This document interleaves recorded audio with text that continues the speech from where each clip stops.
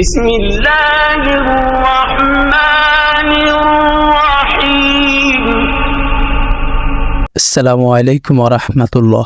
সুপ্রিয় মেসেজ ও বুকসের শ্রোতাবৃন্দ, আপনারা নিশ্চয়ই অবগত আছেন যে আমি নিয়মিত এই চ্যানেলে ইসলামিক বইগুলো আমার কণ্ঠে পঠিত আকারে দিয়ে থাকি। তবে আজকে কিছু ব্যতিক্রম বার্তা ও চাঞ্চল্যকর তথ্য আপনাদের মাঝে শেয়ার করব। থাম্বনেইল দেখে অনেকে হয়তো অনুমান করতে পারছেন কোন বিষয় নিয়ে আজকে আলোচনা করতে যাচ্ছি। অত্যন্ত দুঃখজনক বিষয় যে ফুটবল যাদের ধ্যান জ্ঞান অর্থাৎ ফুটবল সংস্থা ফিফার কথা বলছে। ইতিপূর্বেই আপনারা অনেকে হয়তো দেখেছেন যে ফিফা সরাসরি সমকামিতাকে প্রমোট করছে। বিষয়টি খুবই দুঃখজনক। সাম্প্রতিক তারা তাদের অফিসিয়াল ফেসবুক পেজে এটি প্রকাশ করেছে। গত জুন মাসের ৫ তারিখে ফিফার যে ফেসবুক পেজ রয়েছে সেটির প্রোফাইল পিকচার পরিবর্তন করে তারা ৬ রং বিশিষ্ট সমকামিতার যে পতাকা বা প্রতীক তা যুক্ত করেছে। এছাড়াও প্রায় সময় দেখা যায় ফুটবল মাঠের কর্নার লাইনে যে ফ্ল্যাগ থাকে সেখানে তারা সমকামিতার পতাকা ব্যবহার করে থাকে।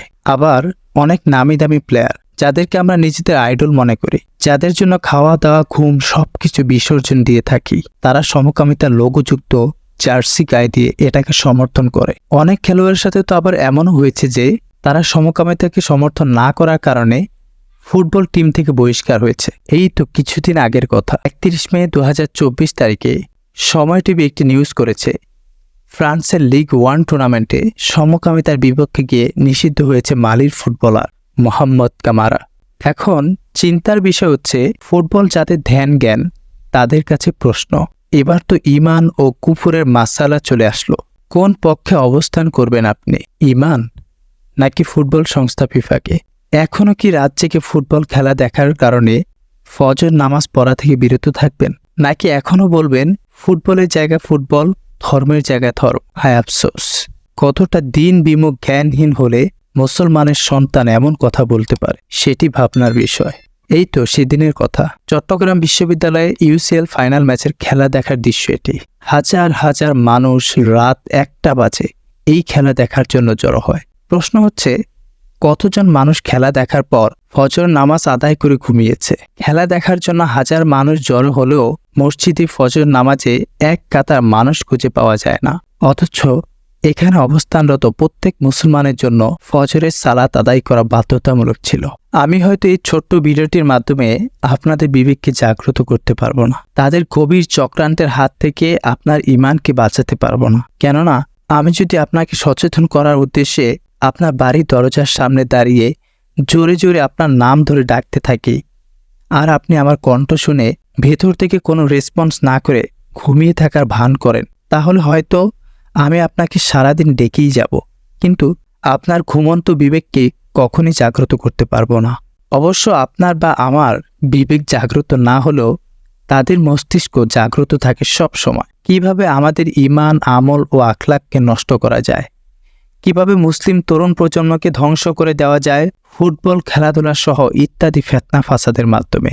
এই যে Barcelona, Manchester city, Manchester United, Arsenal সহ কত কত ফুটবল টিম আর কত পছন্দের প্লেয়ার আমাদের, কিন্তু কখনো কি ভেবে দেখেছেন আপনার পছন্দের Barcelona, Manchester city, Manchester United, Arsenal এর এই ৬ রং বিশিষ্ট কালারফুল লোগোগুলো কিসের অর্থ বহন করে? এগুলো সবই সমকামিতার সমর্থনে বহিঃপ্রকাশ মাত্র। অথচ আপনি এখনো বুঝতেই পারছেন না সমকামিতার জিনিসটা আসলে কি। নাকি আপনি ভুলে গেছেন আল্লাহ তাআলার পবিত্র স্পষ্ট বাণী সূরা মায়েদার এই আয়াতকে, যেখানে আল্লাহ তাআলা বলেছেন, হে মুমিনগণ, ইয়াহুদি ও খ্রিস্টানদেরকে বন্ধুরূপে গ্রহণ করো না, তারা নিজেরাই একে অপরের বন্ধু। তোমাদের মধ্যে যে ব্যক্তি তাদেরকে বন্ধু বানাবে সে তাদের মধ্যেই গণ্য হবে। নিশ্চয়ই আল্লাহ তাআলা জালেমদের হেদায়েত দেন না। এছাড়াও আল্লাহ তাআলা সূরা মুমতাহিনার ১৩ নং আয়াতে বলেছেন, হে মুমিনগণ, আল্লাহ তাআলা যাদের প্রতি ক্ষুব্ধ তোমরা সে সম্প্রদায়ের সাথে বন্ধুত্ব করো না, তারা আখিরাত সম্পর্কে হতাশ হয়ে গেছে, যেমন কাফেরগণ কবরে দাফনকৃত লোকদের সম্পর্কে হতাশ। হযরত আনাস রাদিয়াল্লাহু আনহু থেকে বর্ণিত, নবী করিম সাল্লাল্লাহু আলাইহি ওয়াসাল্লাম ইরশাদ করেন, তুমি যাকে ভালোবাসো তার সাথেই তোমার হাসর হবে।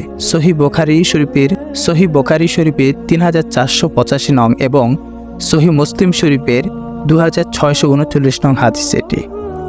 এতবার স্বয়ং আল্লাহ তাআলা এবং রাসূল সাল্লাল্লাহু আলাইহি সাল্লাম আমাদেরকে সতর্ক করার পরেও কেন আমাদের টনক নড়ছে না? কেন আমরা সচেতন হচ্ছি না? তবে কি কওমে লূত আলাইহিস সালামের ন্যায় আমাদের উপর শাস্তি নেমে আসলে তবে কি টনক নড়বে? ইয়াহুদি খ্রিস্টানদের দেখানো সংস্কৃতি আর আদর্শকে যেভাবে আমরা নিজেদের জীবনে বাস্তবায়ন করে ফেলেছি, হয়তো চাইলে এই চক্রান্তের বেড়াজাল থেকে আমরা খুব সহজে বেরিয়ে আসতে পারবো না। শারীরিক সুস্থতা আর বিনোদনের জন্য ফুটবল নিয়ে খেলাধুলা আপনি করতেই পারেন।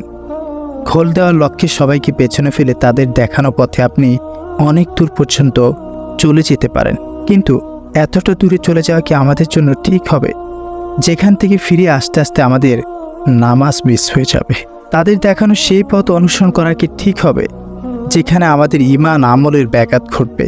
আজকের আলোচনা থেকে আপনার আইডলদের উদ্দেশ্য আর জীবন আদর্শ সম্পর্কে ধারণা তো পেলেন। প্রশ্ন হচ্ছে, এখনও কি আপনি আপনার আইডলদের মতো করে নিজের দেহটাকে সাজাবেন? এই তো নেইমারের মতো চুল, মেসির ছবিযুক্ত জার্সি গায়ে অনেকে আবার নিজের বাড়িটাকে তাদের রঙে সাজিয়ে রেখেছেন। কি জঘন্য অবস্থা! অনেকে আবার নিজের কোমলমতি শিশুকে এখন থেকেই তাদের অনুসারী বানানোর চেষ্টা চালিয়ে যাচ্ছেন, অথচ ইতিহাস বিখ্যাত আমাদের পূর্বপুরুষদের অভাব নেই। মজার ব্যাপার হচ্ছে, এই সকল অভিভাবকগণকে মুসলিম ইতিহাসের কিছু বিখ্যাত ব্যক্তিদের নাম জিজ্ঞাসা করলেও বোধহয় বলতে পারবেন না। তাহলে কি ভেবে নিব আমাদের উদ্দেশ্যে বলা আল্লাহ তাআলার পবিত্র বাণীগুলোকে আপনি যথেষ্ট মনে করছেন না? আফসোস, আমাদের কি হয়ে গেল? সৃষ্টিকর্তার বিধানগুলোকে অবহেলা করে বিধর্মীদের কালচারগুলোকে জীবনের সাথে জড়িয়ে নিয়েছি। আমাদের ইমানি শক্তি কি এতটাই দুর্বল হয়ে গেল যে বিধর্মীদের কালচার ছেড়ে আপন রবের কাছে ফিরে আসতে পারবো না?